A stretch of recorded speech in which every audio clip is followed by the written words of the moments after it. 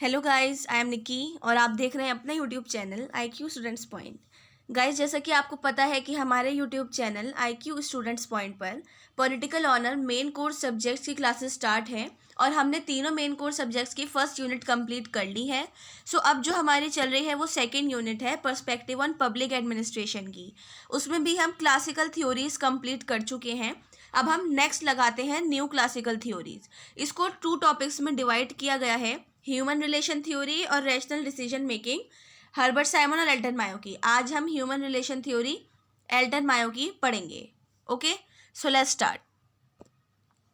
सबसे पहले हम इसका इंट्रोडक्शन देखते हैं कि मतलब इंट्रोडक्शन में इन्होंने सब एक तरीके से एक पूरी समरी टाइप बता देते हैं कि आप जैसे इंट्रोडक्शन लिखोगे ना, तो उसमें एक ऐसा होता है कि आपको मोटा मोटा बता देना होता है कि आप अंदर आंसर में क्या लिखने वाले हो या क्या लिखना चाहते हो। तो इसमें मैं आपको बताती हूँ कि ह्यूमन रिलेशन थ्योरी असल में है क्या। देखिए, आपने अभी तक पीछे जो तीनों थ्योरीज पढ़ी वो सारी जो थी टाइम से रिलेटेड थी, मशीन से रिलेटेड थी, एडमिनिस्ट्रेशन से रिलेटेड थी। लेकिन इस थ्योरी में एल्टन मायो ने ह्यूमंस पे ध्यान दिया है। ये थ्योरी सबसे अलग थ्योरी है और इसी थ्योरी के अंदर से ह्यूमन पर ध्यान दिया गया है, मानव पर, इंसान पर ध्यान दिया गया है। तो इसमें इन्होंने ये बोला है कि जो संगठन में कार्यरत मनुष्य और उनके परस्पर संबंधों को महत्व देना, महत्व संबंधी दृष्टिकोण ने औपचारिक संगठन के भीतर अनौपचारिक संगठनों की खोज और स्थापना की। देखो, इन्होंने एक तरीके से, मैं आपको मतलब आसान लफ्जों में बताती हूँ कि इन्होंने ये बोला है कि जो कार्यरत मनुष्य हैं और उनका जो आपसी संबंध है उसको महत्व देना ह्यूमन रिलेशन थ्योरी का सबसे बड़ा पर्सपेक्टिव है। और उसके अंदर अंदर ऑफिशियल ग्रुप्स और अनऑफिशियल ग्रुप्स की स्थापना करना, वो भी इनका सबसे बड़ा पर्सपेक्टिव है। इस सिद्धांत को, ये जो ह्यूमन रिलेशन थ्योरी का ये जो सिद्धांत है पूरा, उसका उद्देश्य कार्यरत मनुष्य का इस प्रकार से अध्ययन करना और विश्लेषण करना था। जो काम वहाँ पे मनुष्य काम करते हैं उनका इस तरीके से उनको पढ़ना और उनको एनालाइज करना था जिससे पता लगाया जा सके कि किसी कार्य अवस्था विशेष में मानवीय आचरणों के क्या आधार है, कि किसी भी जो काम है उसमें मानव की जो आचरण है, उसके जो बिहेवियर है, उसके क्या आधार है। मेनली मतलब इस थ्योरी में ह्यूमन बिहेवियर पर सबसे ज़्यादा ध्यान दिया गया है। आप आगे पढ़ोगे इसमें कि ह्यूमन बिहेवियर पर सबसे ज़्यादा इसमें ध्यान दिया गया है। ठीक है, अब सबसे पहले मानव संबंध की चर्चा रॉबर्ट ओवन, इनका पूरा नाम रॉबर्ट ओवन है, इन्होंने अपनी पुस्तक the human factor in workers management 1912 में की थी। ये रही इनकी वो पुस्तक और ये है रॉबर्ट ओवन। ठीक है, इन्होंने जैसे ये जो ह्यूमन थ्योरी है, ह्यूमन रिलेशन थ्योरी, ये एल्टन मायो ने स्टार्ट करी थी। तो उसके बाद इसको मतलब इतना महत्व नहीं मिलता था क्योंकि उस वक्त तक आप देखा पीछे आपको वो थ्योरीज ही चलती हुई आ रही थी कि टाइम पर ध्यान दो, स्पीड पर ध्यान दो, एडमिनिस्ट्रेटिव पे ध्यान दो, मशीन्स पे दो। लेकिन जब ह्यूमन थ्योरी का चला ना तो इतना ध्यान किसी का गया नहीं इस पे। तो उसके बाद इन्होंने, जब रॉबर्ट ओवन ने अपनी पुस्तक में इसके बारे में लिखा the human factor in workers management में, तो इसको बहुत बढ़ावा मिला और ये बहुत आगे तक पहुंचती गई।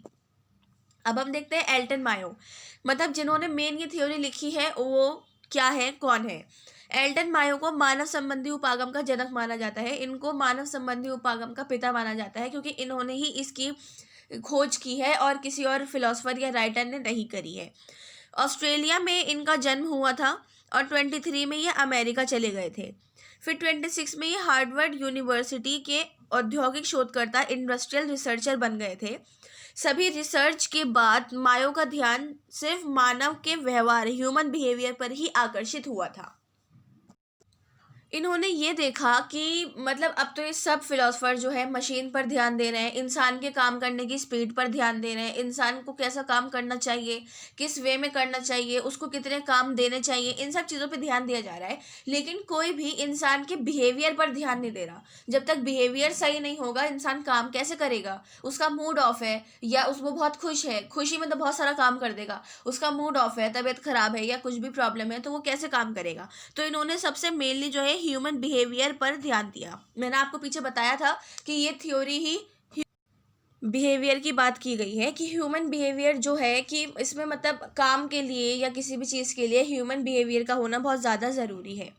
ओके, सो अमेरिका के हार्वर्ड यूनिवर्सिटी में औद्योगिक शोधकर्ता के रूप में फिलाडेल्फिया के निकट की कपड़े मिलकर बुनाई विभाग में श्रमिकों की अधिक मात्रा में लापरवाही की समस्या पर शोध किया था। इन्होंने जब ये अमेरिका गए थे तो इन्होंने अमेरिका में, जब ये हार्वर्ड यूनिवर्सिटी में इंडस्ट्रियल रिसर्चर थे, तब इन्होंने फिडेल्फिया, वहाँ पर एक जगह है, मतलब एक गांव ही समझ लो, उसके पास की एक कपड़े मिलकर बुनाई विभाग था, वहाँ पर जहाँ पे कपड़े बुने जाते हैं, बनाए जाते हैं, वो एक डिपार्टमेंट था। वहाँ पर श्रमिकों की अधिक मात्रा में लापरवाही की समस्या पर रिसर्च करी थी। इस शोध का शीर्षक था द फर्स्ट इंक्वायरी। इनका देखो, इन्होंने इनकी ये सबसे पहली इनकी ये थ्योरी थी, और इन्होंने इसका जो नाम रखा, जो इसको टाइटल दिया, द फर्स्ट इंक्वायरी के नाम से इसको टाइटल दिया गया। इन्होंने वहाँ पर जाकर देखा कि कपड़े मिलकर बुनाई में मतलब जैसे कि 250% अगर मशीन्स हैं या फिर जो काम हो रहा है वो अगर 250% है, तो वहाँ पर लेबर जो है सिर्फ 5% है। अब आप यहाँ गैप देख सकते हो कि कितना सब मतलब अजीब है, क्योंकि वहाँ पे जो लेबर को हैंडल कर रहे हैं वही लोग ध्यान नहीं देते थे, इतना वो सब नहीं करते थे। तो उन्होंने एक तरीके से यहाँ पर ये लिखा है कि उनकी लापरवाही की समस्या पर रिसर्च करी थी। ओके, सो अब रॉबर्ट ओवन की पुस्तक human factor in worker management आने के बाद एल्टन मायो ने जिस चीज़ पर जोर दिया, उस चीज़ को आगे बढ़ाने में बहुत सहायता मिली थी। किस चीज़ पर जोर दिया था? इस थ्योरी पर, ह्यूमन रिलेशन पर। मैंने आपको ये शुरू में ही बताया था इंट्रोडक्शन के टाइम पे, कि जब रॉबर्ट ओवन की बुक आई उसके बाद ही ह्यूमन रिलेशन थ्योरी को आगे बहुत ज़्यादा बढ़ावा मिला। इसके बाद ही लोगों ने इसको बहुत बिकी, बहुत लोगों ने पढ़ा इसको, आगे इसको पहुँचाया। इन प्रयोगों ने ये सिद्ध कर दिया था कि जो भौतिक वातावरण है, फिजिकल एनवायरनमेंट है, उसकी अपेक्षा कर्मचारियों का कार्य परिणाम पर मनोवैज्ञानिक और सामाजिक वातावरण, जो उसका साइकोलॉजिकल और सोशल एनवायरनमेंट है, उसका ज़्यादा प्रभाव पड़ता है।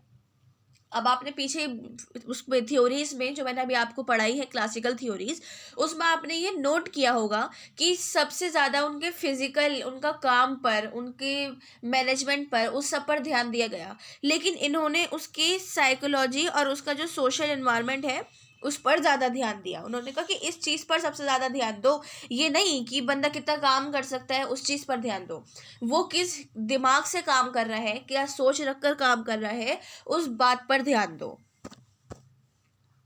अब हम पढ़ते हैं, देखो इसके बाद जो, जैसे ये फर्स्ट इंक्वायरी करके इन्होंने जो एक रिसर्च स्टार्ट करी थी ना, उसमें हॉथर्न स्टडी क्या थी। देखो 1924 से 34 अमेरिका में शिकागो शहर के हॉथॉर्न क्षेत्र में वेस्टर्न इलेक्ट्रिक कंपनी का एक बहुत बड़ा कारखाना अवस्थित था, जहां पर नेशनल एकेडमी ऑफ साइंस ने पहला प्रयोग किया था। इन लोगों ने, ये जो सारे इनके ये सारे कौन है, ये एल्टन मायो के साथ मिलकर जो काम करते थे, इन सब ने, वहां पर एक जगह खाली थी तो नेशनल एकेडमी ऑफ साइंस ने सबसे पहला प्रयोग वहां पर किया था, एक्सपेरिमेंट। मायो ने भी अपने सारे प्रयोग वहीं किए। ये सभी प्रयोग हॉर्थन प्रयोग के नाम से जाने गए थे, क्योंकि ये जगह हॉर्थन में स्थित थी, और वहाँ पर जो इलेक्ट्रिक कंपनी थी, वहाँ पर एक बहुत बड़ा कारखाना जो था वो खाली था। तो वहाँ पर जो नेशनल एकेडमी ऑफ साइंस थी वो सब अपने रिसर्च वगैरह करते थे, तो मायो ने भी अपनी सारी रिसर्च वहीं से स्टार्ट करी और वहीं से ही सारी रिसर्च को ख़त्म किया। तो उस जो इन्होंने रिसर्च करी थी उसको हॉथर्न एक्सपेरिमेंट के नाम से जाना गया। इन सभी एक्सपेरिमेंट को 4 चरण में, 4 स्टेप्स में बांटा गया, जिनके अलग अलग नाम भी दिए गए।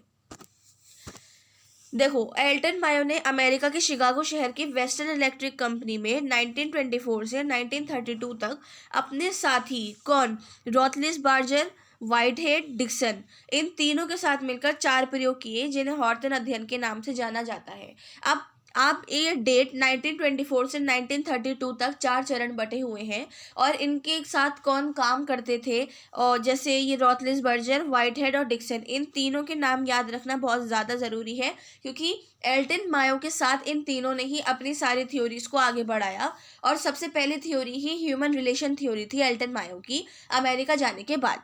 ओके, सो अब जो इनको 4 चरणों में बांटा गया है, हम उसको देख लेते हैं, उसको समझ लेते हैं कि वो 4 चरण है क्या। सबसे पहला है महान प्रकाश व्यवस्था प्रयोग, ग्रेट लाइटिंग एक्सपेरिमेंट। सेकंड है relay assembly test room experiment, जो हुआ था साक्षात्कार प्रयोग इंटरव्यू एक्सपेरिमेंट, और फोर्थ हुआ था बैंक वायरिंग प्रयोग, बैंक वायरिंग एक्सपेरिमेंट 1931 से 32 तक। अब ये खत्म हुआ था।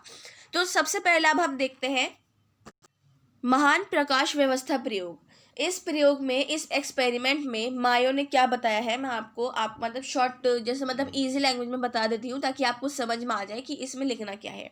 देखिए, ये जो एक्सपेरिमेंट हुआ था इसमें मायो ने और उसके साथियों ने 6 लड़कियों के 2 ग्रुप बना दिए थे, 6 इधर 6 उधर। उसके बाद दोनों को एक समान के कार्य आवंटित दिए गए, मतलब एक जैसा काम दिया गया, उनको एक जैसा काम में बांट दिया गया कि तुम भी यही काम करोगे, तुम भी यही काम करोगे। इस एक्सपेरिमेंट में मायो ने निष्पादन और प्रकाश व्यवस्था के मध्य सहबंध जानने का प्रयास किया। उन्होंने जो लाइट होती है ना, ये इसका नाम ही ग्रेट लाइटनिंग एक्सपेरिमेंट इसलिए रखा गया कि इन्होंने लाइट के जरिए इसको जानना बहुत ज़्यादा ज़रूरी समझा। उन्होंने पहले दोनों ग्रुप्स में प्रकाश को कम ज़्यादा रखा, दोनों ग्रुप्स को अलग अलग बांटा, और दोनों ग्रुप्स में पहले प्रकाश कम रखी जो रोशनी थी, फिर उसके बाद रोशनी ज़्यादा रखी, फिर उसके बाद उत्पादन पर प्रभाव जानने का प्रयास किया, मतलब कोशिश करी। तो इन्होंने इससे ये जानना चाहते थे कि लाइट का, देखो लाइट का बहुत असर पड़ता है। आप सन में चले जाओ, सन को ऊपर निगाह उठाकर आप देख नहीं सकते, देखोगे तो नीचे देखोगे तो आपको सारा ब्लैक ब्लैक दिखेगा, या फिर ब्लू दिखेगा, रेड दिखेगा, कुछ ऐसा दिखेगा, सही नहीं दिखेगा। तो उन्होंने यही करा, उस रूम में इतनी लाइट्स कर दी, इतनी लाइट्स कर दी कि लोग उसमें भी काम कर रहे थे, और उसके बाद उसको बिल्कुल ऑफ कर दिया था कि बिल्कुल अंधेरा कर दो, लोग उसमें भी सही से काम कर रहे थे। तो इसका जो सारा निष्कर्ष निकला था, जो इसका कंक्लूजन निकला था, वो ये था कि लोगों को पता था कि हमारे पर एक्सपेरिमेंट हो रहा है, इसलिए उन्होंने ऐसा किया। उनको पता था कि हमारे पर एक्सपेरिमेंट हो रहा है, हम अपने एक्सपेरिमेंट में हार ना जाएं, इसलिए उन्होंने अंधेरे में भी काम किया और लाइट में भी काम किया। तो ये वाला जो एक्सपेरिमेंट था, एक तरीके से मतलब उनको जो कोशिश करी थी उन्होंने जानने की, वो ये उनको पता लगा कि ह्यूमन बिहेवियर क्या रहा, यहाँ पर क्या रहा।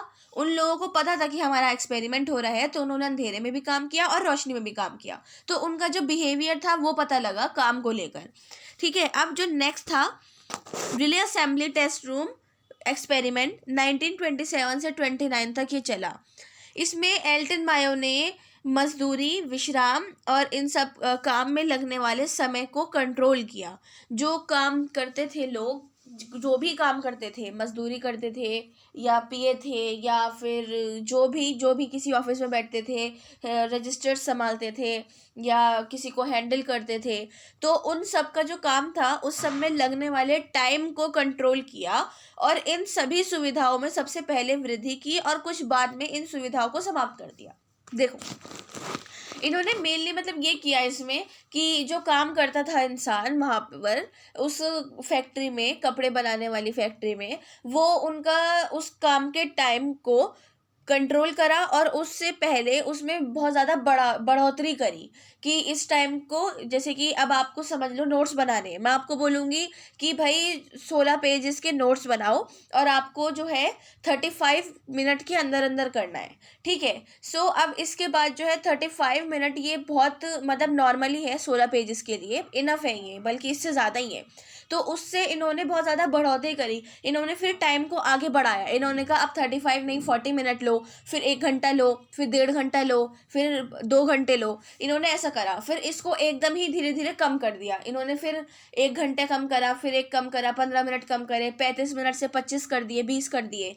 तो उसके बाद इन्होंने जो इनका कंक्लूजन था वो ये निकला कि सबसे पहले उत्पादन में वृद्धि हुई, उसके बाद उत्पादन में गिरावट आ गई। जाहिर है वृद्धि हुई, तो इन्होंने जैसे जैसे वृद्धि करने के बाद 2-3 घंटे का टाइम मिल गया, तो बंदे को अपनी रिस्पॉन्सिबिलिटीज़ की मतलब एक ये हो गया कि नहीं जी अब तो टाइम है, कर लेंगे, अभी तो टाइम है, कर लेंगे।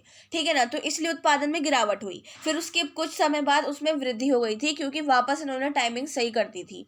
तो एक तरीके से इन्होंने इसमें जो सेकंड है, इसमें रिले असेंबली टेस्ट रूम में ये एक्सपेरिमेंट किया था कि लोगों को टाइम दिया जाए कि वो अपने बिहेवियर के हिसाब से कितने टाइम में, मतलब वो इंटरेस्टेड है भी या नहीं, वो करना चाहते भी हैं या नहीं, ये देखा जाए। तो उन्होंने इसलिए पहले टाइम बढ़ाया, उसके बाद टाइम कम कर दिया। जब उत्पादन में वृद्धि में बढ़ोतरी नहीं हो रही थी तो इन्होंने फिर नॉर्मली सब सही कर दिया था।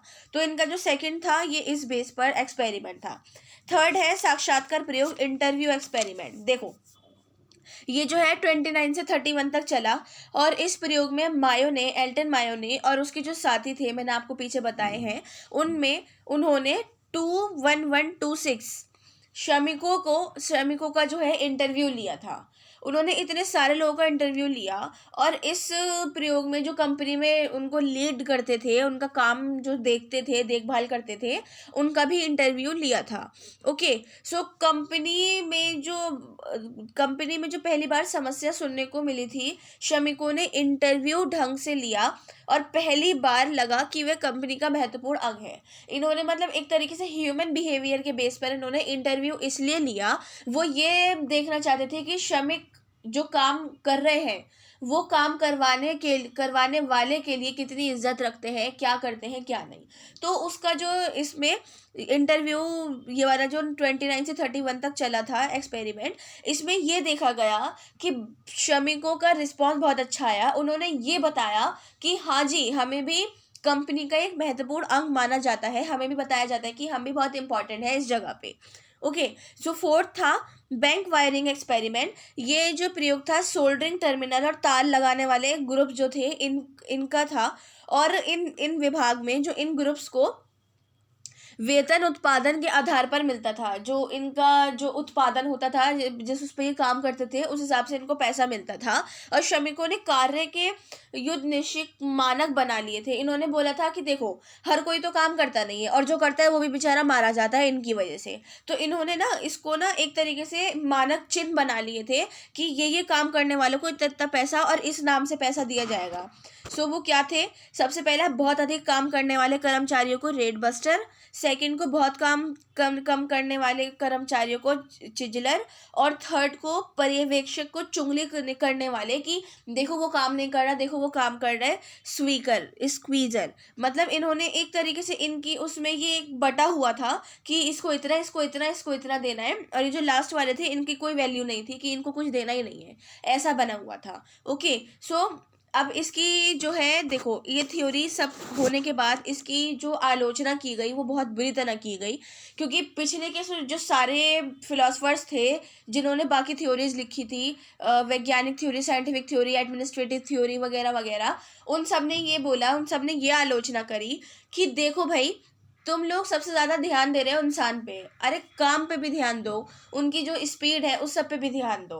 तो इसके आलोचक ऐसे इतने ज़्यादा बढ़े गए। इन्होंने इस थ्योरी में अनऑफिशियल ग्रुप्स पर सबसे ज़्यादा ध्यान दिया, जबकि अनऑफिशियल ग्रुप्स ऑफिशियल ग्रुप्स के उलट है बिल्कुल। इसलिए इनका जो मतलब आलोचक है बहुत ज़्यादा बढ़ गए थे कि तुम सबसे ज़्यादा ध्यान इंसान पर दे रहे हो, अरे वो काम क्या कर रहा है क्या नहीं कर रहा है उस पर दो। लेकिन सेम इनका यही कहना था कि वो काम क्या कर रहा है क्या नहीं कर रहा है वो उसके बिहेवियर पे डिपेंड करता है।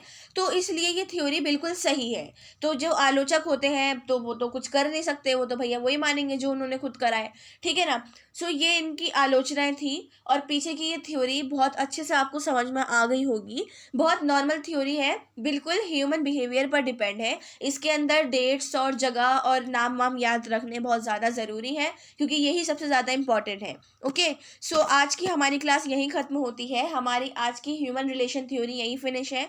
मैंने पार्ट 2 इसलिए लिखा है क्योंकि अब इसकी न्यू क्लासिकल थ्योरीज की पार्ट 2 हम नेक्स्ट क्लास में 17 नवंबर को ट्यूसडे को पढ़ेंगे। सो आप इसके नोट्स कंप्लीट कर लीजिए और अपनी इस थ्योरी को बहुत अच्छे से साथ में याद करते हुए चलिए, क्योंकि अब एग्जाम में टाइम बहुत ज़्यादा कम रह गया है।